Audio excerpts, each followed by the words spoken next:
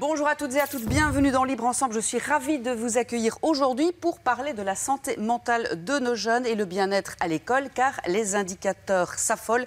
Nous le verrons avec une enquête sortie cette semaine. Pourquoi s'interroger? Eh bien parce que tout simplement, ça en dit long aussi sur la santé de nos sociétés, de ce que nous voulons pour demain. Alors pour ce faire, je suis ravie d'accueillir sur ce plateau aujourd'hui Emma Holmberg. Bonjour Emma. Bonjour. Vous êtes chercheuse au service d'information, de promotion, d'éducation et de santé, dit CIPES, à l'école de santé publique de l'ULB. Et nous avons également Olivier Luminet. Bonjour Olivier. Bonjour. Vous êtes directeur de recherche au Fonds de la recherche scientifique FNRS, professeur de psychologie des émotions et de la santé à l'UC Louvain et à l'Université libre de Bruxelles. Et enfin, Pierre Sconbroth. Bonjour Pierre. Bonjour Catherine. Vous êtes réalisateur au Centre d'action laïque et vous nous présenterez un documentaire qui est en train de tourner là depuis une petite année, dont vous allez nous parler. Tout va s'arranger dans quelques minutes. Et d'ailleurs, il s'appelle Saï, Elena, Sam ou Luz. Ils ont en commun un énorme mal de vivre et souvent un décrochage scolaire. On plante le décor tout de suite et on regarde le teaser de votre documentaire, Pierre.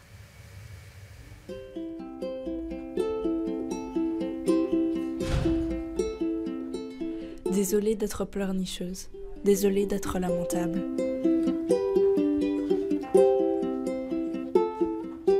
J'ai pas été à l'école depuis là, le mois de novembre. J'ai commencé à y retourner des demi-journées depuis pas longtemps. Mais je suis toujours pas capable de tenir une journée entière à l'école. C'est encore trop compliqué pour moi, quoi. Donc, j'ai été diagnostiquée avec une grosse dépression. Donc c'est pour ça que j'étais tout le temps surveillée pour pas que je fasse de bêtises et qu'on arrive au drame.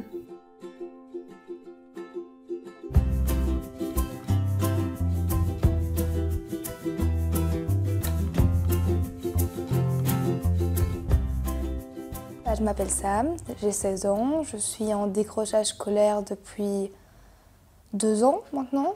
Je suis en décrochage scolaire depuis novembre. Je suis actuellement en décrochage scolaire.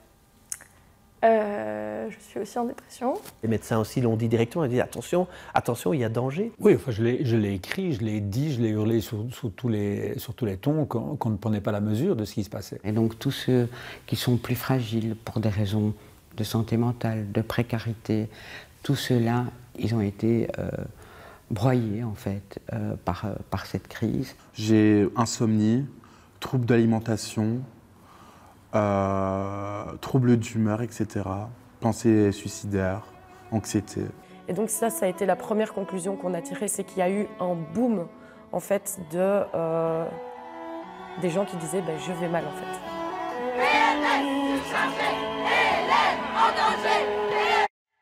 Avant de revenir sur les coulisses de ce documentaire Pierre Sconbroth que vous avez réalisé il y a une petite année, je voudrais une petite réaction d'Olivier Luminet parce que vous participez à des rencontres, des débats autour de ce documentaire, hein, vous qui enseignez la psychologie des émotions. Un mot de ce documentaire et surtout, là on le voit, les émotions, les jeunes savent les verbaliser aujourd'hui peut-être plus qu'avant, mais est-ce qu'on peut tout mettre sur le dos de l'école? On va revenir aussi évidemment à l'enquête qui vient de sortir cette semaine, ou est-ce que le mal-être il est un petit peu plus global? Comment analysez-vous ça? Peut-être simplement d'abord dire que le documentaire de Pierre m'a permis de sortir des chiffres et on avait mené des enquêtes sur ces questions-là pour l'appréhender dans des réalités individuelles et je pense que le film rend très très bien justement certains parcours, la difficulté de ces parcours. Alors évidemment, pour répondre à votre question, c'est pas limité à l'école, mais l'école est sans doute un lieu particulièrement important de diagnostic, mais potentiellement aussi un lieu très important d'action en fait. Et c'est pour ça que c'est crucial aussi de se centrer sur l'école parce que c'est un lieu où on va pouvoir changer des choses beaucoup plus qu'au niveau individuel.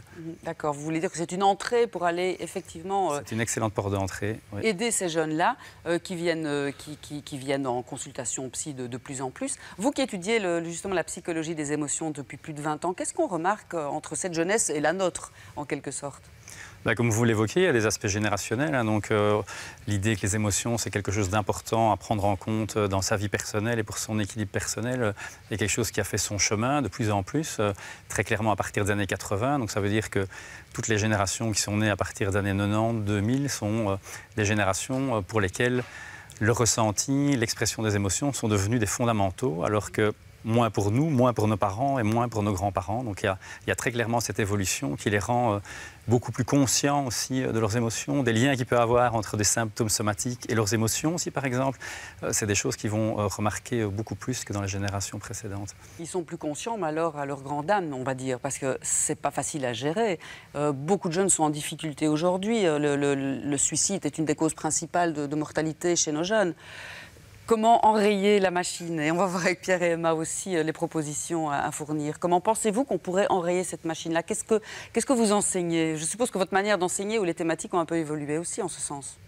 Par rapport à la crise actuelle, certainement ce que j'enseignerais, c'est que sortir de l'urgence, il faut l'urgence et cette fameuse idée de différents niveaux de prévention, ce qu'on appellera une prévention tertiaire, comment les gens sont déjà mal en point, c'est clair qu'il faut les aider. Et là, tout le monde a compris, le politique a compris. Mais quand on recule sur une prévention plutôt primaire, quand les gens vont très bien, il faut aussi leur apporter certains types de soutien ou certains guides pour les moments où ils iront moins bien. Et là, il y a un manque d'investissement énorme à ce niveau-là, alors qu'il faudrait agir en fait à tous les niveaux, y compris avec les jeunes qui aujourd'hui vont bien, mais qui pourraient être fragilisés dans les années qui viennent.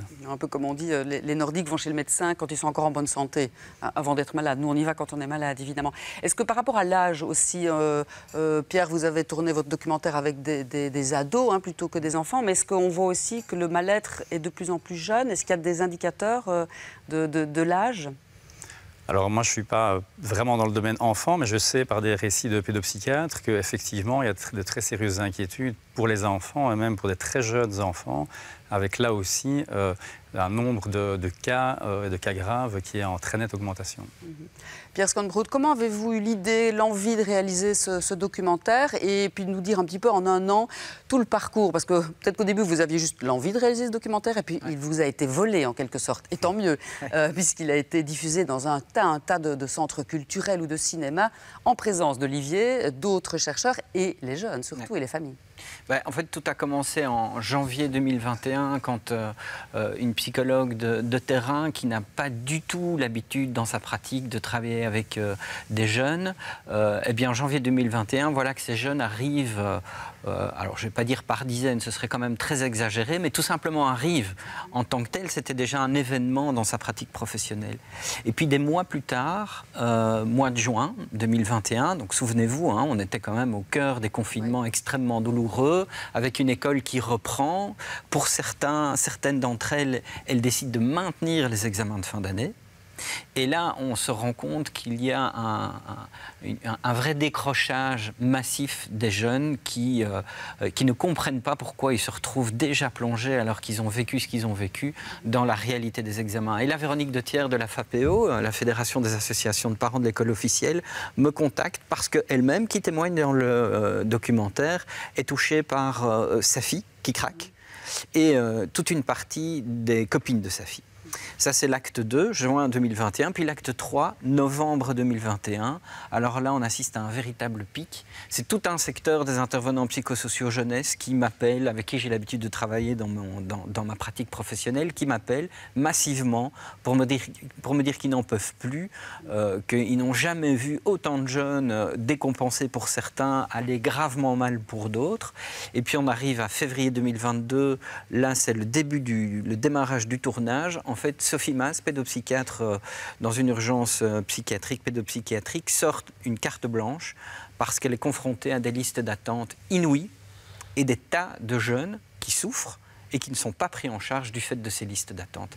C'est là qu'on s'est dit, si Sophie Mas sort une carte blanche, c'est qu'elle est prête peut-être à nous accueillir pour un documentaire. Ce qui s'est avéré, donc on a commencé cette aventure là-bas, février 2021, où j'ai découvert une situation dont on ne se remet pas en fait. Vous allez voir des spécialistes, dont Sophie Mas, dont Olivier Luminet, vous allez voir des chercheurs, des enseignants, des travailleurs. Avant toute chose, j'écoute les jeunes. J'allais le dire. Mais d'abord, vous écoutez les jeunes. Vous décidez d'aller vraiment au cœur du propos, dans un centre de santé mentale. D'abord, dans une urgence pédopsychiatrique, il faut que je comprenne ce qui se passe, ce que les jeunes ressentent.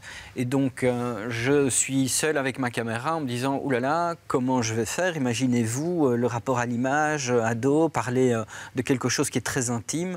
Je suis en train de questionner ma pratique. Comment est-ce que je vais faire pour rapidement travailler, parce qu'il faut aller vite.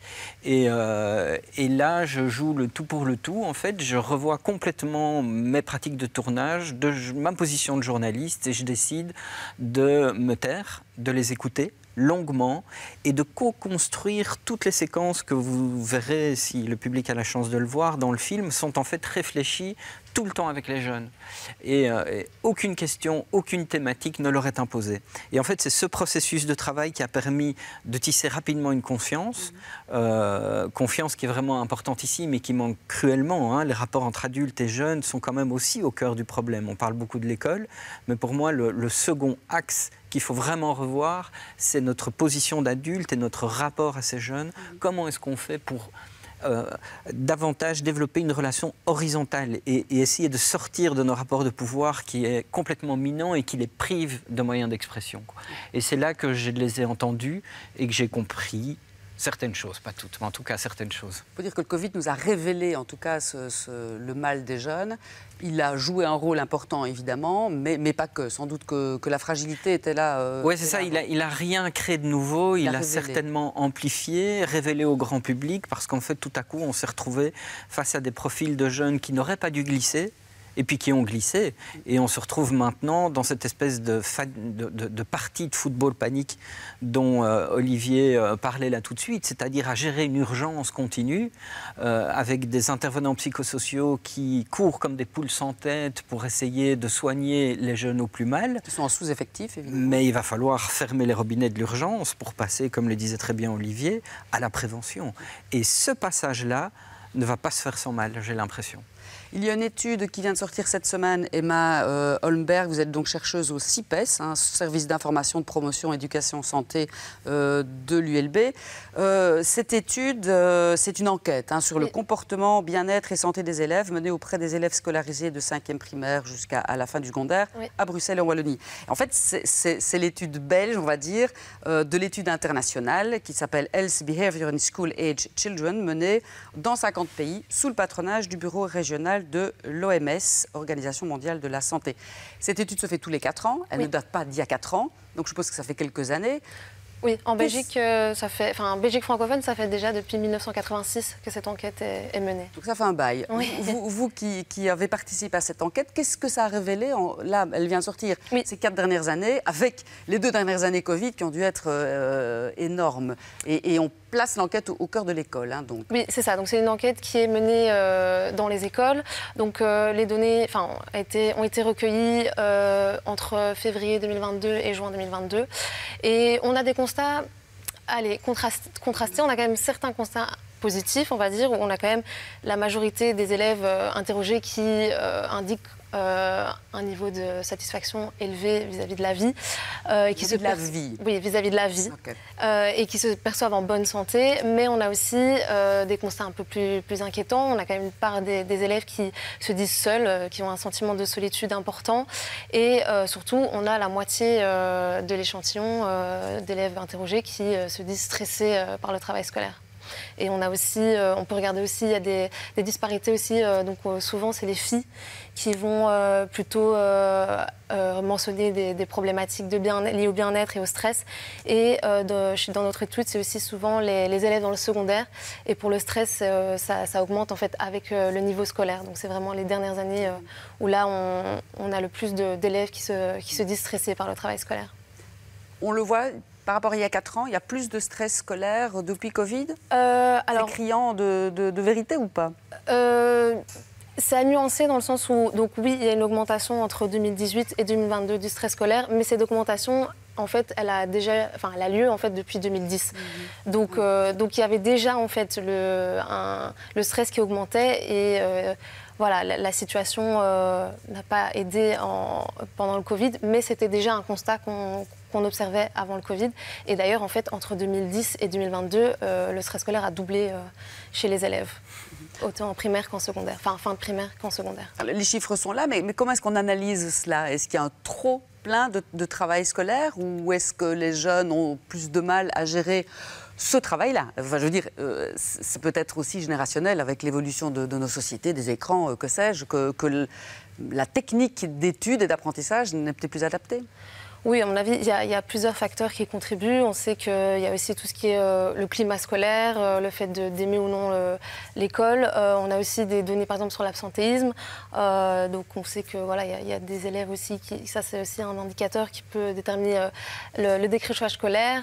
Mais il y a aussi les relations sociales, les relations avec les camarades de classe, les professeurs. Donc, ça aussi, on a des données là-dessus qui nous permettent aussi de peut-être mieux comprendre les dynamiques à l'école et les pressions qui sont mises chez les élèves. Oui, perception des relations entre les élèves de la classe. Hein. Voilà, j'ai les chiffres là.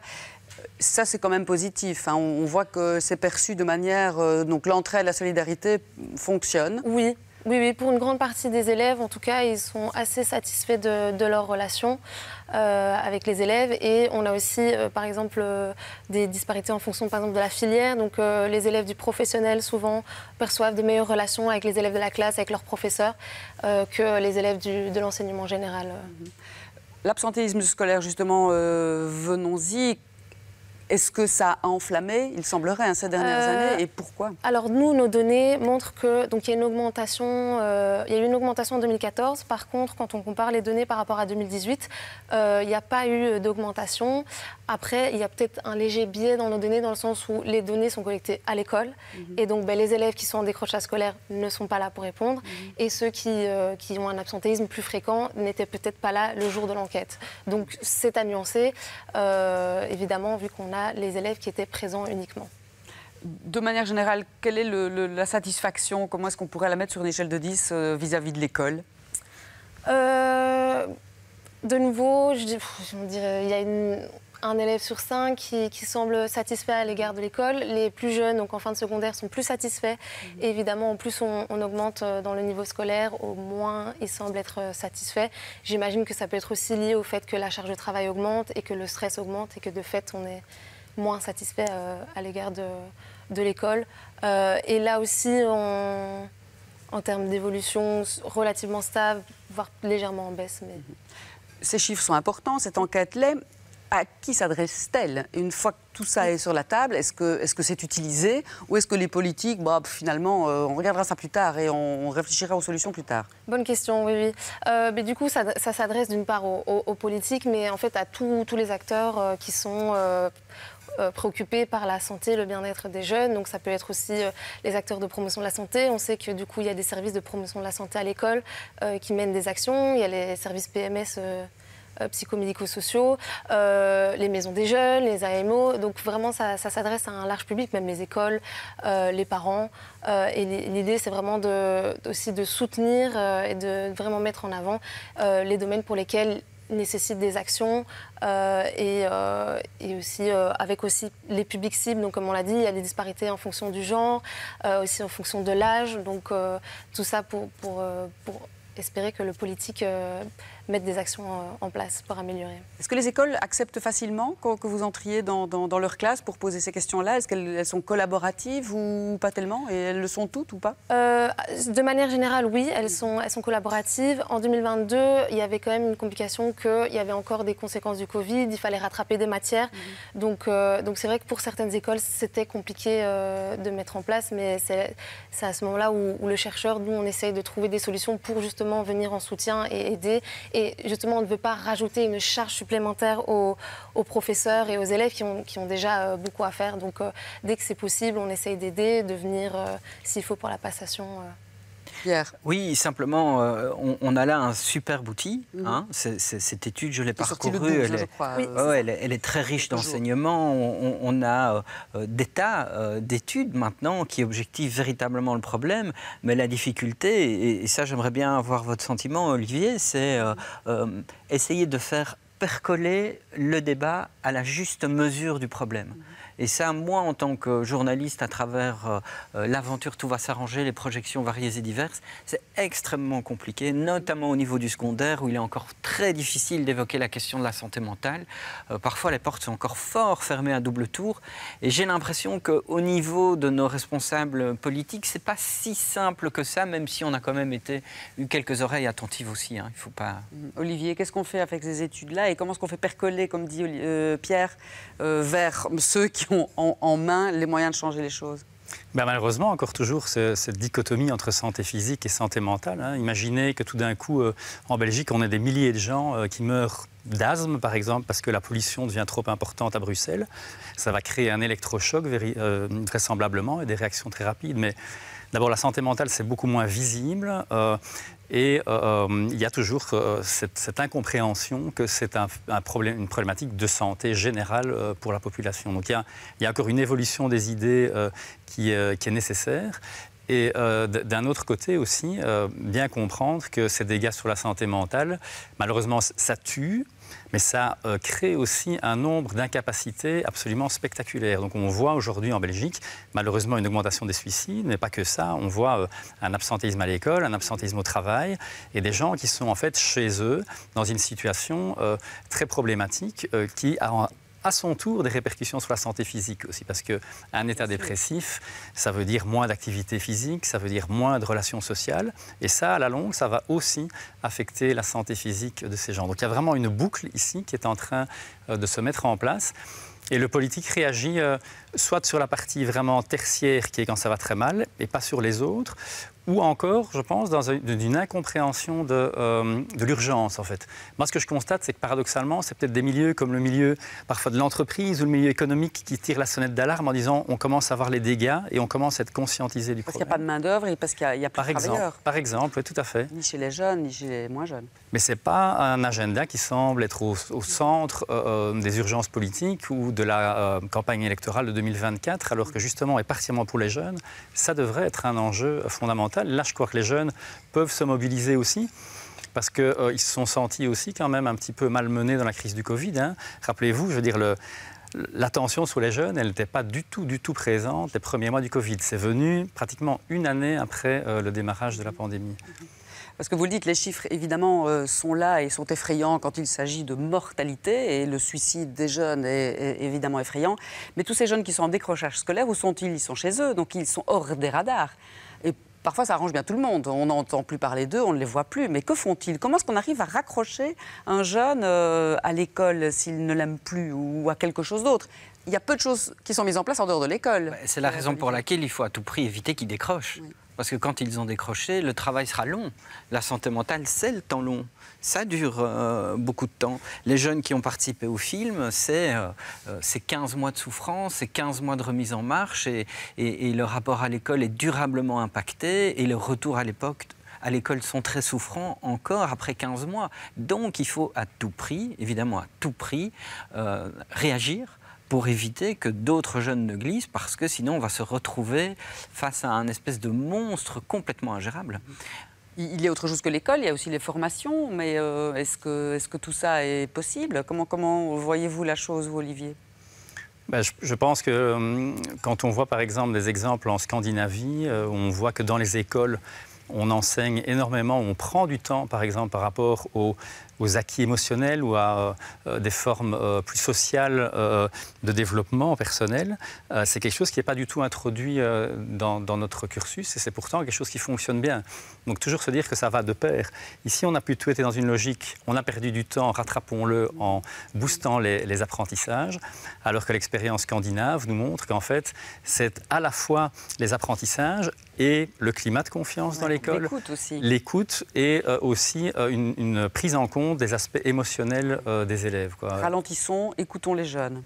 Prenons le temps de discuter quand il y a des situations difficiles. Je veux dire, le retour à l'école après des mois de Covid où certains venaient pas du tout ou venaient un jour sur 5, c'est pas négligeable. Et la première action était on reprend les maths et le français. Vite, on va travailler, on va cravacher là. Est-ce que ça touche tous les milieux, Olivier ? Alors, ces problèmes de santé mentale touchent tous les milieux, effectivement. Ce que je dirais, c'est que c'est évoqué parfois, je pense, dans un débat qu'on a eu, si je me souviens, à Louvain-la-Neuve, du fait que ça attire plus l'attention, peut-être, du fait que, pour la première fois, les couches les plus privilégiées sont aussi affectées. Parce que dans les classes économiquement plus défavorisées, cet élément compte, mais il y a toute une série d'autres éléments qui comptent aussi, de précarité parfois même alimentaire, de précarité financière.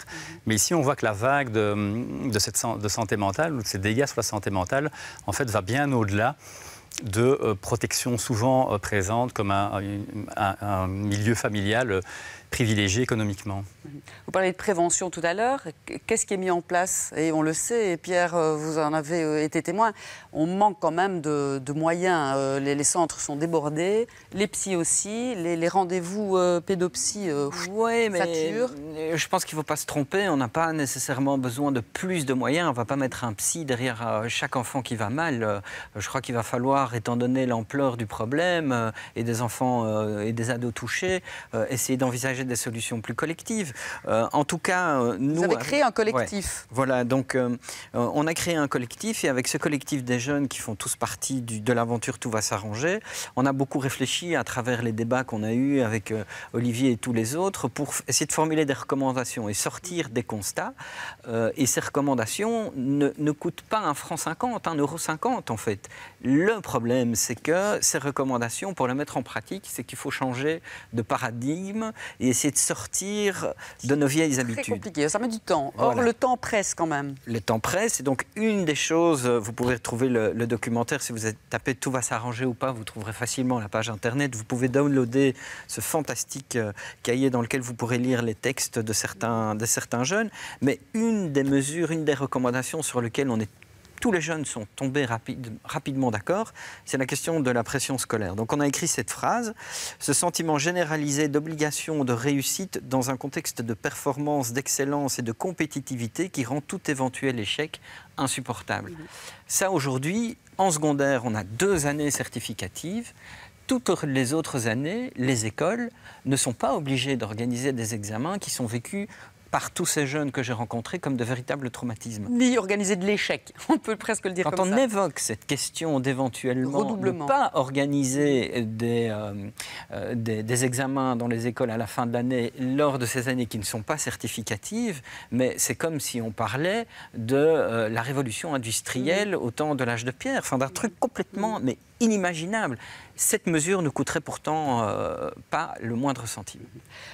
On arrive déjà à la fin de cette émission. Par contre, vous allez, avec Jérôme Collin, notre collègue journaliste et écrivain, qui vient de sortir Les Dragons aux éditions Alary, un roman formidable aussi, qui parle effectivement de ce sujet, avec beaucoup d'émotions autour d'une histoire d'amour, parce que finalement, c'est peut-être l'amour qui va sauver nos jeunes. Leurs émotions, ils vont aussi les transmettre par amour. Vous serez tous les deux, et Olivier, vous serez là peut-être le 10 octobre. Donc on vous retrouvera tous les 3 à Nivelles. Dites-nous. Et les jeunes aussi seront là. Et les jeunes seront là. Projection du documentaire, rencontre avec Jérôme, signature du livre et surtout rencontre avec les jeunes. Et Pincée de Coco, slameuse, qui slamera sur la santé mentale. Elle fait des textes formidables. Et du slam. Donc le 10 octobre à Nivelles, une adresse internet pour réserver une place. Infojeune Brabant Wallon, tout est bien renseigné. On les remercie d'ailleurs d'avoir pensé à nous inviter. Génial. Merci beaucoup Olivier Luminet, Emma d'avoir été là aujourd'hui et Pierre Sconbroth. Merci à tous d'avoir choisi de nous écouter, de nous regarder. On se donne rendez-vous la semaine prochaine pour un autre rendez-vous de la laïcité. Rendez-vous le 10 octobre à Nivelles. Merci à tous.